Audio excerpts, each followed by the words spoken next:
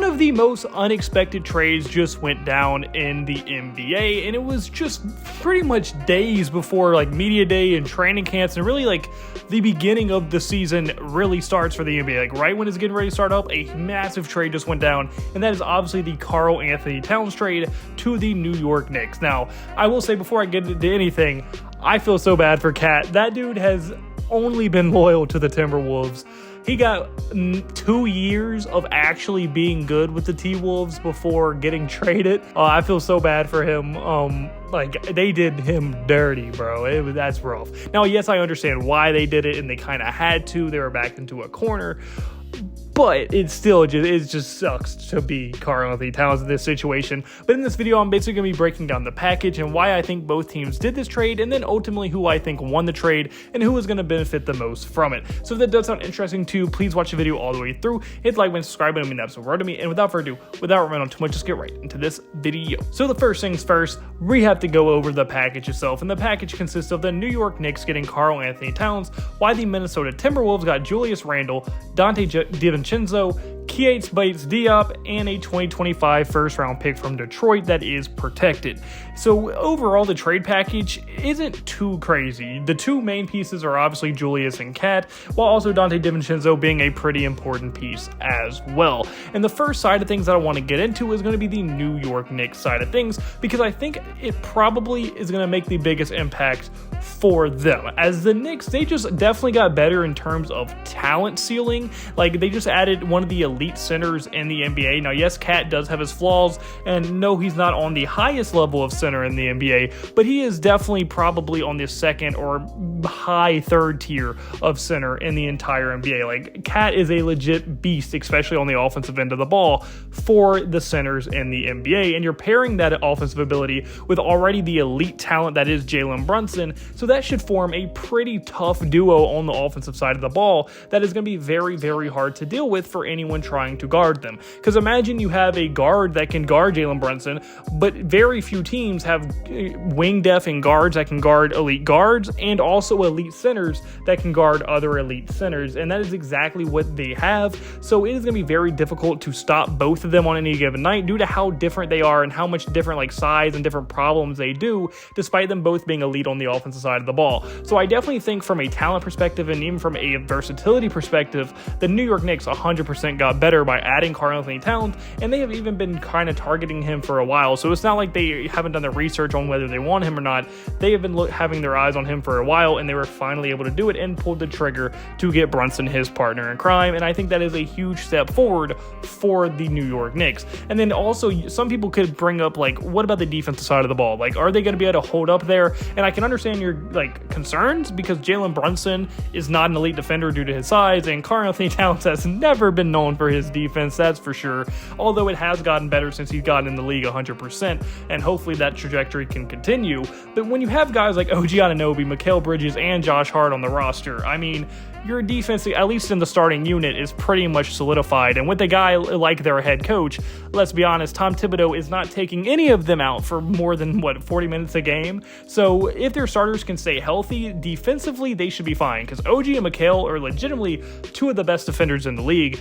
And then Josh Hart is also an elite hustle guy, also very good on the defensive side of the ball. So they can do a lot, and they're definitely not slouches on the offensive side of the ball either. So it's not like you're like your best two players played zero defense. They both are at least pretty decent on the defensive side of the ball, decent enough to not be a liability, and then your best defensive guys aren't liabilities on the offensive end either. So they kind of all have a good mix, and I think for sure they are going to have a pretty successful at least starting lineup. But really the only thing I would have a concern with is now the depth of this team is very small, and they are injuries away from having a disaster on their hands, because if Brunson or Cat go down for an extended period of time, not only are you losing half of your star duo, obviously, but the depth is not there at all. Like, I think they have Mitchell Robinson, Miles McBride, They have one other person I'm just forgetting right now, Precious Achua, and I mean that's basically it. They have some rookies, but I don't think Tyler Kolek is there yet, and the other guy they have I don't think is there yet either. So their depth could 100% be an issue if they're not able to add anybody. But from a starting lineup perspective and from a talent perspective, I think the Knicks 100% got better, and I think they did set themselves up, if they can stay healthy in a playoff run, to have a better chance against the elite teams. And now moving on to the Timberwolves side of things, let's just go over it. I think Julius Randle, although he should help fill a lot of what was lost in Karl Towns on the offensive side of the ball, I do think they're losing things like size, rebounding, and kind of paint defense. Because although Cat wasn't an elite defender, he was still a big body that made it hard and congested the paint. And with a guy like Rudy Gobert backing him up, he only had to force him to Rudy and you'd be fine. But now with a guy like Julius Randle, although he is probably a better perimeter defender, Randle is also definitely not known for his defense. So even though he probably has more ability to guard the perimeter, I wouldn't say he's exactly a good perimeter defender either. Julius Randle also, obviously his rebounding is not going to be as good, as size isn't there. So it will allow them to play faster, because Randle is definitely more fast than Karl Towns. But I think Cat's a better all-around offensive player, and I think Cat probably gave them a lot more size, so that's probably going to be a negative. But overall, I don't think it was that much of a drop-off, but I do think you're probably going to see at least a slight change of play style on the offensive end, fitting Randle with Rudy. At least that's what I would imagine. They don't have to completely change, because like I said, Randle and Cat are somewhat similar, but not 100% similar. So there's probably going to have to be a few tweaks here and there in training camp and trying to adjust and figure out how everybody should play together. But I also don't hate the fact that now they're going to be able to play faster, because I think Anthony Edwards greatly benefits when you play faster, and that's your best player, and you have to build around him. So I think Randle maybe even will fit better than Cat did alongside a guy like Anthony Edwards.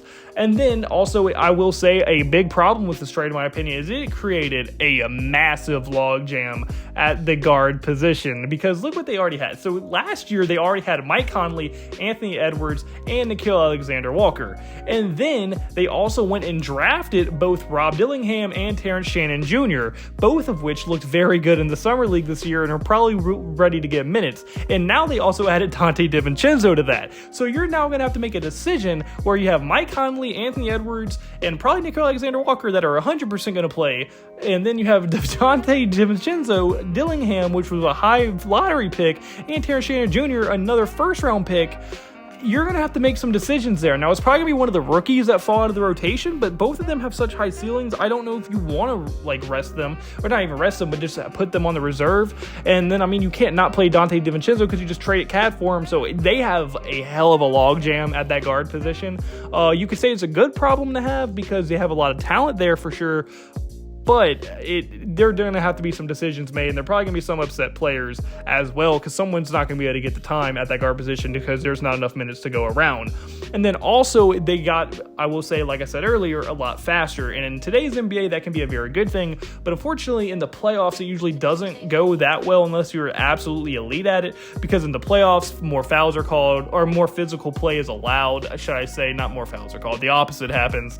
And the faster teams usually struggle more because the physicality is more allowed, and then also, just more half court is emphasized in the playoffs, and the teams are better, so you're not going to get as many fast breaks off of turnovers and things like that. So usually the faster teams struggle in the playoffs, so hopefully that doesn't hurt them too bad. But I do think in the regular season they probably might even find some more success, because they're going to be able to play so much faster, and if they can really perfect that and get better as the year goes on, they could have a better record than they even had last year. But I actually don't think that they got better in a playoff sense at all. Julius Randle has a lot of injury issues in the past, and hopefully those don't crop up anymore. But a player that has injury issues in the past usually keeps having injury issues into the future as well, at least for the most part. And then I think Cat was just a better talent overall. I think he probably gave them more size, and like I said, I think in the playoffs you would rather a guy like Cat than Randle. So overall, I think both teams changed for sure, but I think the Knicks got better. I'm not sure the Wolves got better. So overall, I'm going to have to give the win of this trade to the New York Knicks. Now, do I think the Knicks can win the finals? No, but I do think they have a better chance than they did before the trade, so I think that's a definite win for them. But for the Timberwolves, I really like the Timberwolves team before this trade, and I get why they did it, because they weren't going to be able to keep Cat. They were going to have to get rid of him, or they're going to have to get rid of Naz Reid and Nickeil Alexander-Walker. I 100% understand that.